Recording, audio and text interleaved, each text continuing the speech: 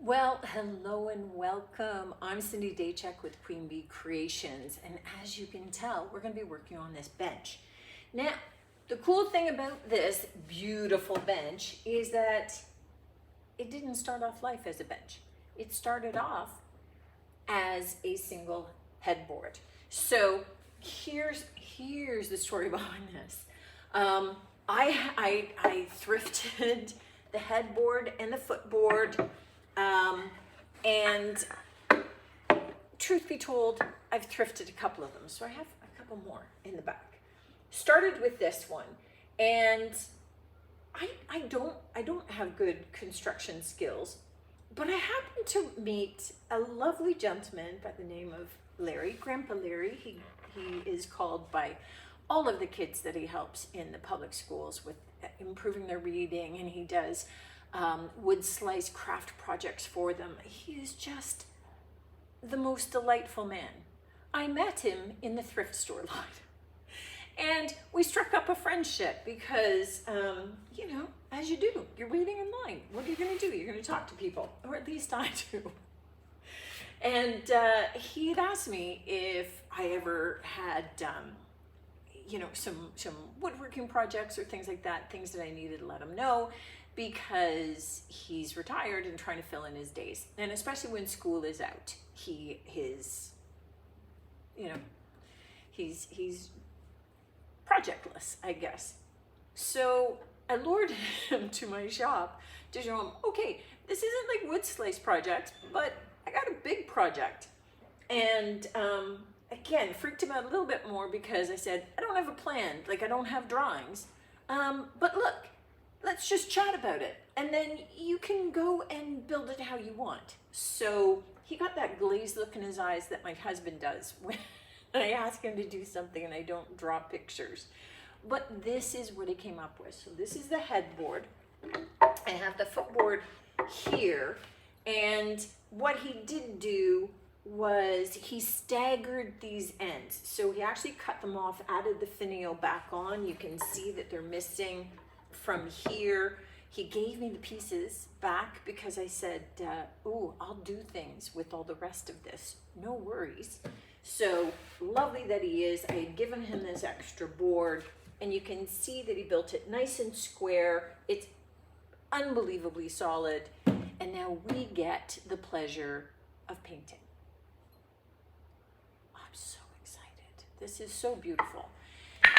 And what I decided that I would do with this is, rather than painting a very involved finish on it, which part of me, loves to do, wants to do, I've decided that we're going to go very simple, and we're going to highlight the beauty and the ease of the fusion paint.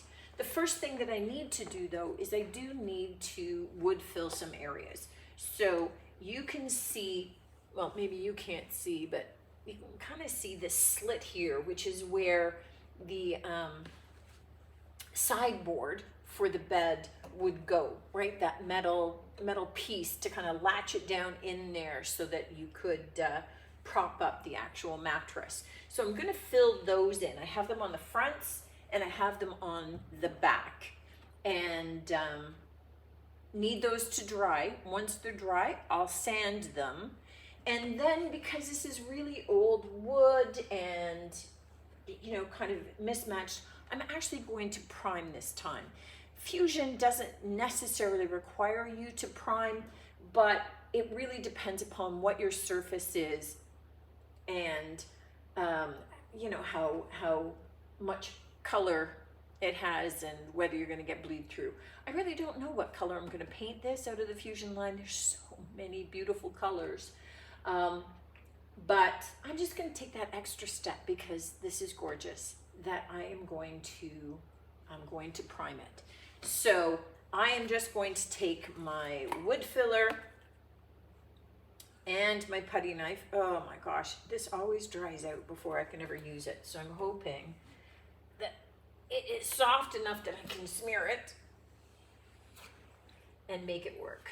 Otherwise, there's a trip to the hardware store in my future. Okay, so I'm gonna get these filled, sanded, dusted off, and primed.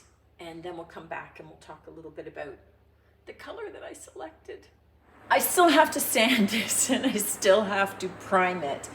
But I decided that if I was going to be painting it one color and doing a little bit of antiquing on the details here, then I wanted to maybe have some details across here to antique as well and pull it together. So I am taking the Dainty Flourishes mold from IOD and some amazing casting resin. Now I have some other resin, but it's an overnight dry hard, and I don't want to wait that long. I want to be able to start painting today. So I am going to be mixing up some of this, which 10 to 15 minutes, and I'm going to be able to unmold it and stick it up on my piece. So the cool thing about IOD is that they have the amounts on here, meaning that it says how many milliliters each, or how many grams, whichever way you want to measure it, each one of these little sections holds. So it gives you an idea of how much you need to make, right? So I definitely want to do this big long one. I have to do it twice, and I'll do this one in the center. So the big one is 14 milliliters, so that's 28. This one is 10, so that's 38.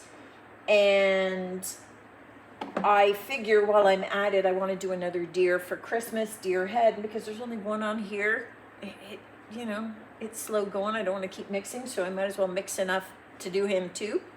So he is, I don't know why this is so worn already. It looks like 5.5. So I was at 38, so 40 plus another 5 is 45. And you know what? This is 30. That gives me 60. Really? That's going to do enough of that? That doesn't seem possible. Okay, I'm going to mix up a batch. I'm going to mix up a bunch. And that way, I can fill in extra little things and just have extra little molds on hand. And you know what? That's often what I do. I don't have time to be casting all the time. So, oh, safety lids. Anybody else challenged? So I'm just going to cast more. Okay, you just don't want to open. There we go. All right. So the trick to any resin, so, you know, for those of you that haven't used it before or are nervous of it, the only trick is that, like, really delicate baking, you need to actually measure. There's no eyeballing amounts for this. You need to measure. I'm gonna do twice as much as I need so that I can get some extra molds. So I was following the line on this one, and it's always equal parts, 1 to 1.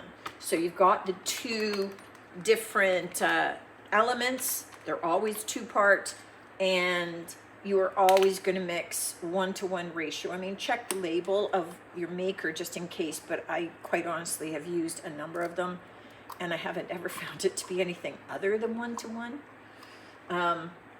But the curing times do vary, right? And some of the uses of some of them. The amazing casting, what's nice about it is that, one, this dries very quickly, and the stir time's a little shorter than some of the others that I use, but it also turns white. So it gives you an idea as it starts to harden. So this is a 2-minute stir time.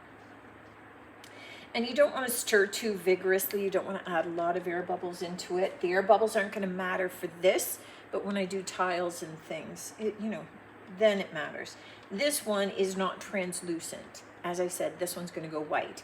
So what's nice about it is that it's pliable before it's fully hardened. You can take it out and shape it around your piece if you need to. So that's kind of an added bonus. of this one, because if you're looking at trying to mold it around a corner or something, then you can certainly do that.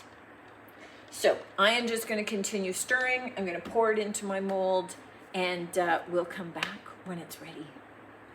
Here's one of my first learnings. The package said to mix it for 2 minutes. So I mixed it for 2 full minutes, and the cup got really hot. So I was thinking, yeah, there's definitely a reaction going on there, but it meant that I had barely started pouring the first one, and this stuff solidified. Look, it solidified in the pour, in the pour position. It was like almost instantaneous. So if your cup starts getting warm, you're done. You're done mixing. Start pouring and pour fast. So then I was planning on removing this before it got solid, so that I could make sure that if it wasn't perfectly level, it would fit on my piece. And then I got customers. This is don't do resin during the day when you're open. So it's popping out fine, and it's still a little bendable. So I'm going to get these out, and I'm going to use some wood glue and get them glued into place. I will tape them so that they stay where I need them to, and then I'll be able to start painting. I thought I lost a little piece, but no. This was just a little extra finial that I got done before everything started to harden on me. Okay, it goes fast. But that was my big learning. I didn't have to stir for 2 minutes, 30 seconds the second time, and it still felt cool to the touch in the cup. Don't wait till it gets hot. Here we go. I like that little bit of detail, just enough that it just adds a little bit of interest. And certainly once we get this all painted uniform and it's not patchy with the primer, the Zinserbin primer on the raw wood, and covering over where I major sanded and where I did the wood fill, right? So on the legs. I have elected to go with Fusion French Eggshell. Now Fusion always dries a little bit darker than is in the jar. But I think that this combination, and then with doing, I don't know, either a dark glaze or a dark wax, I haven't decided, is going to be awesome. Now, Fusion has a primer in it. It's the primer, paint, and sealer all in one. And it dries to a little bit of a matte, slight sheen finish, which I quite love. But because it's got the built-in sealer, you don't work the paint as much as you might another paint, right? Certainly once it starts drying. Now, I get that a lot of people always use a roller with this because of wanting a nice smooth finish. But I have to tell you, I use a brush on everything, and I really don't have a problem with it. I tend to use a flatter brush than a round brush with it, just because I can control the amount of paint a little bit. I can control the amount of paint a little bit better. But I've used a round brush with great success. One of the things that I do, however, is I don't rework the paint. So, meaning I will now add my second row, which means I'm reworking that edge, that combined edge of the first row, but that's it. Now that my second row is done, I will not go back to the first row again. And even, I will let this dry before I do this, right? So now, on my third row, I will do overlapping my second, but I won't go back and touch my first row. And the coverage with this paint is great, so I'm not using very much. I opened a brand new jar for this. I'm going to have more than half the jar finished once I've done 2 coats on this.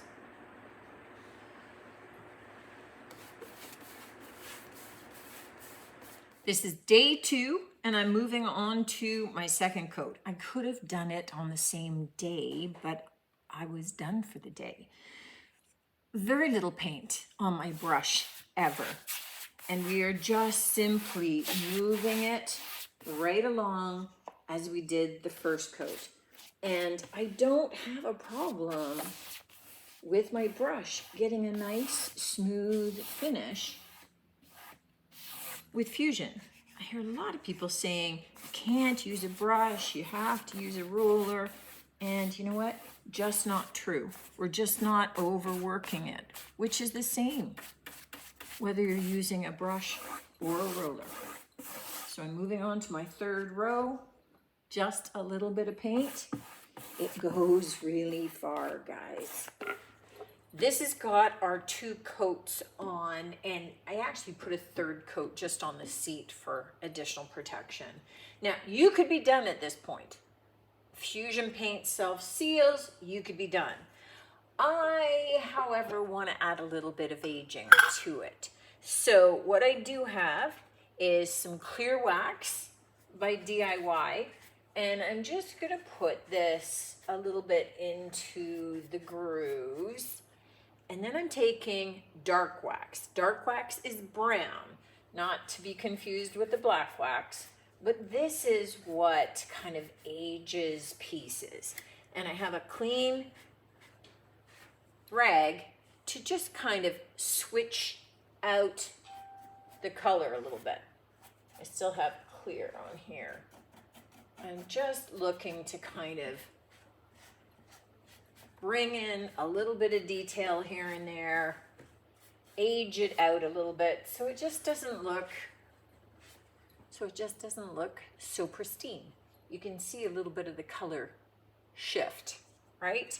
A little bit of what bringing in those details is going to do.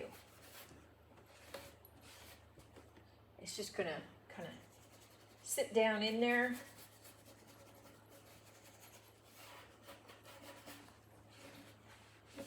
Age the piece.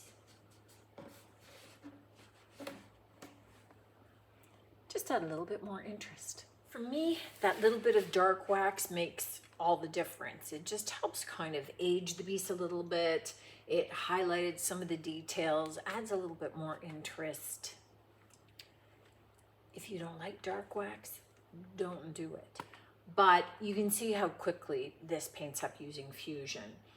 I love the simplicity of this. I love the design. If there's anything, if the only learning that you get out of this video is don't be afraid to talk to people in lines, because you meet the nicest people. Meeting Larry and then having him build this for me. I have had this single bed in the back for about 2, possibly 3 years, waiting for me to maybe develop some woodworking skills. I need to maybe suck it up at some point and give it a try myself.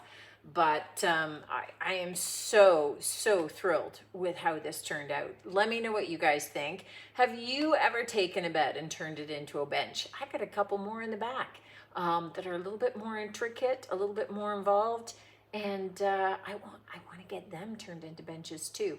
I may even suck it up and do it myself. Who knows? I don't know. I never know what I'm going to be up to next. But I love the simplicity of this finish. A little bit of that French eggshell, that duck egg blue kind of look. Very classic. Goes with the spindles really well. A little bit of dark wax, and you're there. You're there. Sometimes the finishes don't have to be really involved to look really awesome. Thanks for tuning in. I look forward to seeing you on the next one. And until then, take care.